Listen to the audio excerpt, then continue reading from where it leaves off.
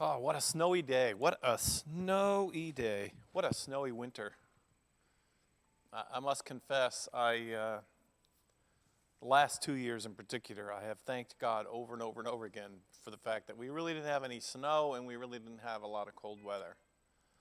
Some of that was not really just hating snow, but it was realizing that we were we were in really, really difficult place financially in the church because of our huge undertaking to invest in launching this school, which we have here at the High Mountain Presbyterian Church, which is an infant care center and a daycare center. A lot of churches have them. Ours in particular is really designed to be low cost, low tuition, so that moms, dads who need help taking care of their children so they can go to work would be able to afford it. So the church took a big risk, borrowed money and renovated a property and established the school. And it meant that we were, if you're part of the community, you know, we sent out those letters appealing for your help, and we got it. We made it through, and it didn't snow. One winter, I think it's been 5 years ago now, our snow removal bill was over $18,000. It was just like we have a lot of property and a lot of plowing to do. So, okay. I am Pastor Lou. I am, as you can tell from my rambling in the beginning, pastor here at the High Mountain Presbyterian Church. One of our physical locations is here in Franklin Lakes, and another physical location in which we do ministry is in North Haledon on Squallbrook Road. We are one church in two locations doing ministry and seeking to be faithful to God's call to us to be a community that strengthens faith in people and says a good word about God. That's whatever else we do, we try to say a good word about God, and we try to do something that reflects nicely on God. And that's what those religious words, brings praise to God, means. To just do things that reflect nicely, not on us, but beyond us, to deflect them on beyond us. And so this chat is designed, it comes out of a belief that ministry finds its motivation in God's ministry to us. God has ministered to me in my life. Wow. Is that ever true? God has ministered to me in my life. And that becomes one of the motivations for setting up an opportunity like this. May be helpful to some, not to all. It's not designed one for all. It's maybe this too could be helpful to you. And in so doing, may it reflect nicely on God. That's the whole idea. That's the whole idea of the church community. It's the whole idea of the mission of the church. We who are called according to the purposes of God. And what that really means is that we have experienced grace upon grace from God. We have seen it at work in our lives. It doesn't mean that we have easy lives. It doesn't mean that we have never doubted or that we have never struggled. Oh my goodness. I'd be disqualified. But we have received grace from God. And the receiving of that grace in the fullest sense of the vision of it means that we are interested, pay it forward, pass it along. So here we hope this ministry, this is one of many ministries that we do. We hope it's helpful to you because God has been helpful to us. And we hope that it puts a nice thought on God in your life. So I hope that you're settled in out of the slippery roads. If you're listening in this part, the northeast part of the United States, or pretty much a whole swath across the United States. Lord, we say a prayer. Oh my goodness, we say a prayer for those people in Texas. Unable, not prepared at all. And they didn't need to be. For days and days and days of really freezing temperatures without water and heat and electricity. My Lord. We pray for relief for them. I haven't seen much about the fallout from the earthquake in Japan that happened on Sunday. I think it was a lot of shaking and rocking and rolling, but I think that they survived okay. I have one friend who lives in Japan who posted the "I'm okay" kind of thing. I'm here and I'm all right. So we are into the first full day of Lent. It's Thursday, following Ash Wednesday. And now the serious business begins, right?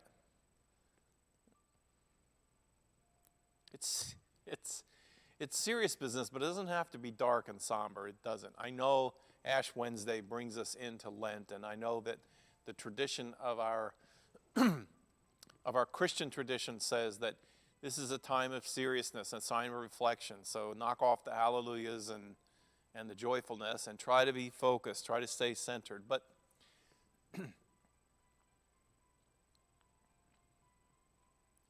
I think there's a cautionary tale to be told about the introspection of Lent.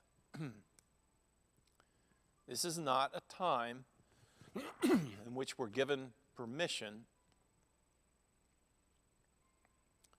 to be negative about ourselves. Honest, but it's not permission to pick on ourselves. It's not helpful. Negative feedback is important for improvement. If you don't get anybody to tell you what you're doing wrong, you're never going to make any progress. That's not what I'm talking about. A healthy inventory. I did a meditation last night, and it was designed to be small. It was designed to be short, so I didn't mean to do everything. Cannot get my throat cleared today at all. But in my meditation for Ash Wednesday, I didn't talk about ashes. I didn't talk about the mark of the cross and how it functions.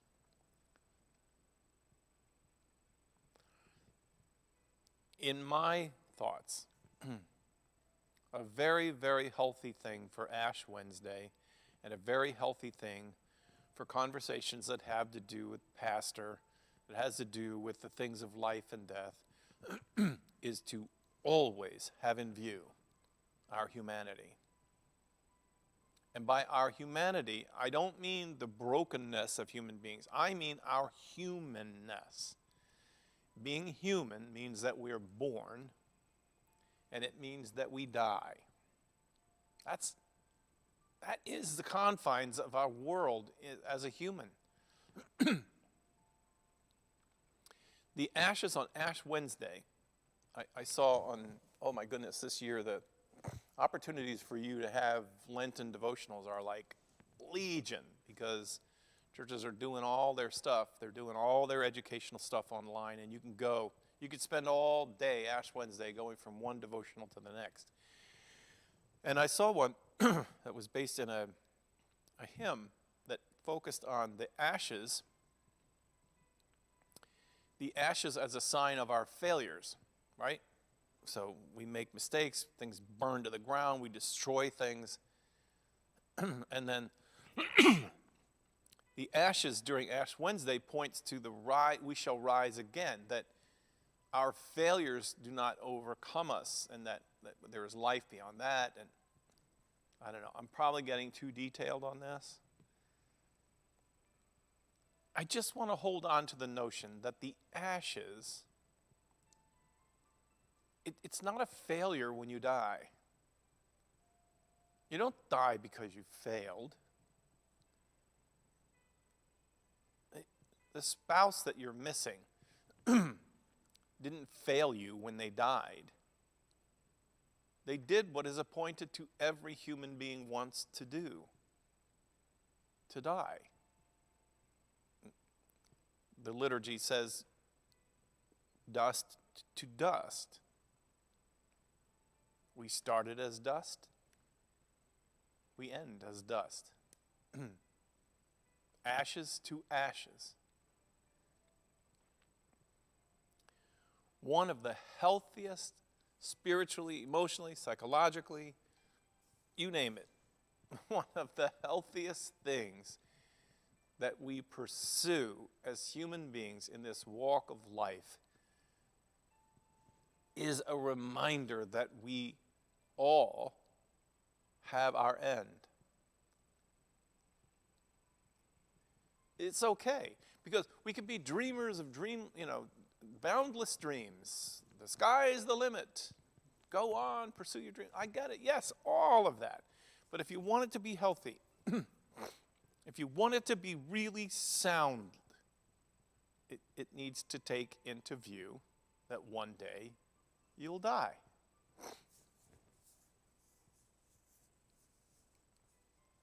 One of the exercises that we were given to do when I was going through training to be a pastor in seminary was that it was really intimidating, but you know how when a person dies, you write a eulogy that's delivered sometimes in church, and then there's an obituary. And so we were challenged in this class to write our own eulogy, to imagine that the day had come and gone, that we had died, and that now someone was trying to write a eulogy, a witness to our life. And we were to write our eulogy. And then we were to write our obituary. And not really familiar with this whole psychological education expansion thing. I was like, what? That felt really strange to me. Why would I want to dwell on what my obituary is going to say or what my homily? Why would I want to do that? And of course, in formation for ministry, one of the things we learned is that having our end in view, having the fact in view that we will one day die and that we will die, it's not an if, it's only when, keeping our end in view is actually a very healthy way to live. It is. It's not morbid. It's what Ash Wednesday, and it's what Lent points us to. Lent is a time of saying, look, when I die, I hope that when I die, my obituary will say, this is a man who lived his life as a generous man. This is a man who lived his life as compassion for the poor and compassion for the weak and for the, I'm not saying this was in my hope. I'm just saying it's worth it. It's worth it to say, this is my idea. When I die, I would like them to remember me as, and you fill in the blank. And one of the reasons that's such a healthy life pulse is because if you do that kind of inventory during Lent, you get to compare your obituary, your end-of-life reflection, to what you're actually doing today. Are we moving in that direction? Are we moving in that direction? Are we gathering the resources that we have to go in that direction? Because one of the things that is characteristic of human beings and becomes visible during the kinds of introspection that we're invited into during Lent is, I think the Apostle Paul, who wrote a lot of the New Testament, said it best when he said, the things I want to do, I don't do them. And the things I don't want to do, that I end up doing. And then he says, who will rescue me from this human condition? I think I think that is mainstream, healthy, psychologically, spiritually, as a Christian, as a human being on this planet, to pursue a season of your life where you do that.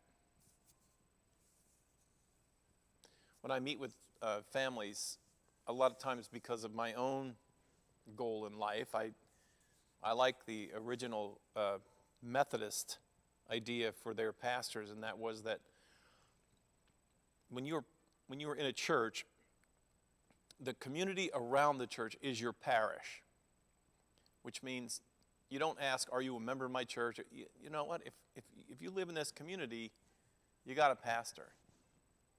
You may not have known it, you may not know it, but then there's a lot of people who do not have church. They do not. They just, some who never did. And then when they come to a wedding, they like to have a pastor, and they come and ask, and I like to oblige if I can. But especially at funerals, I will go, and there's a funeral home right down the hill here from my church, and the director there and I are friends, and mostly that's because he knows that if he calls me, and there's a family that has no pastor, that have no church home, but they would really like to have someone from the church come and talk about God and at time of death. And I always say yes, just yes. And so then I meet with them. I meet with the surviving members of the family of the deceased. And I ask my question to get to a decent, honest eulogy of their life. I ask this question. 2 questions. What did they live for? What did they live for? When they were alive, when they were breathing, when they had a breath and they had food and their heart was beating, what did they live for? What quickened their pulse? What excited them? What gave them a sense of in life? Tell me, answer that question for me. And then if that doesn't prime the pump enough to get at it, I ask them, what would they have given their life for? Was there anything that they would have laid down their life for and said, I give my life? Was there anything? I have to check when I get notified that I'm getting...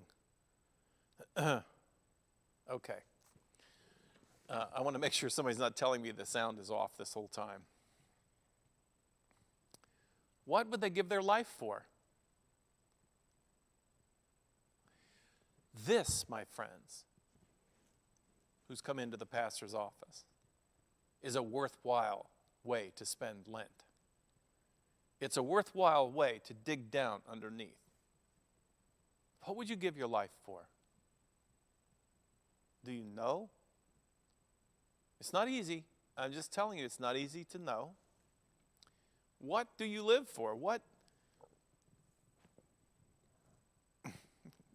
excites you? What's life?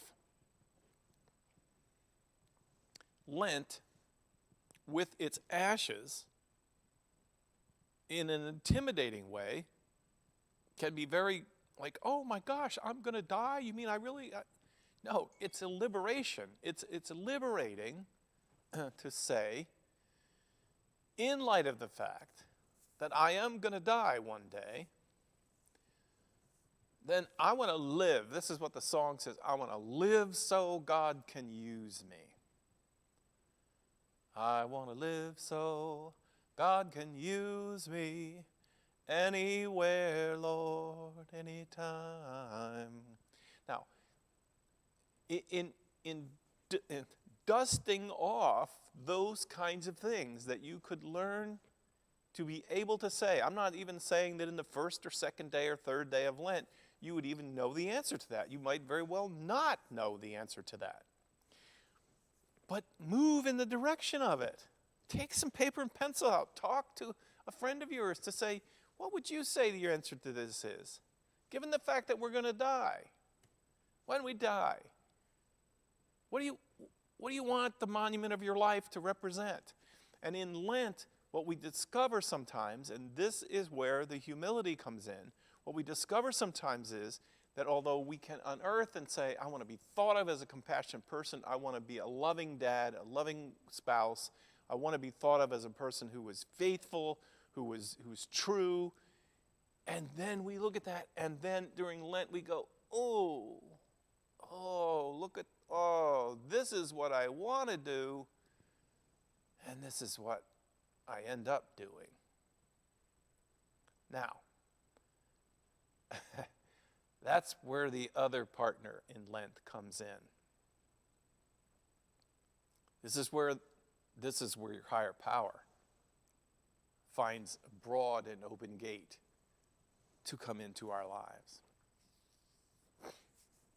The reason I like to say and bear witness to good things about God is because God has been very good in the area of grace and mercy and opportunities to begin again and time given to change course, to redirect, to say, I got off track. I don't want to do that. And sometimes, my friends, that's what pastoral chats really are about. People come in and they're stressed. They feel everything in them is twisted. And usually what happens is their own values are being twisted. They're doing things against their own values. They're doing things that violate their own sense of self and mission and purpose. And they don't know why they feel so bad. Pastors' chats and conversations that go on sometimes, I have had some folks who've made a commitment to come and talk to me every 2 weeks for 5 or 6 weeks, or 5 or 6 sessions. And we try to do that, dusting off of the value, seeing where the tension is. You know, when you violate your own values, you can't think straight anymore. Your objectivity is gone. It's gone. You don't know who you are. You don't know what you're doing. And it's not a fun feeling. It's just not. It's like a gut ache, and it sometimes brings people right into the pastor's office. And the pastor's office is a good place for that, because in the pastor's office we talk a lot about grace and mercy and acknowledgement. Nobody's perfect, so we do this all the time, and we know that. We're not surprised, and so we can be of help. Lent. Lent is a very, very good thing, my friends. So, if I was to go back to my question for pastor's chat, it would be, how are you doing? That's the question of Lent. How are you doing?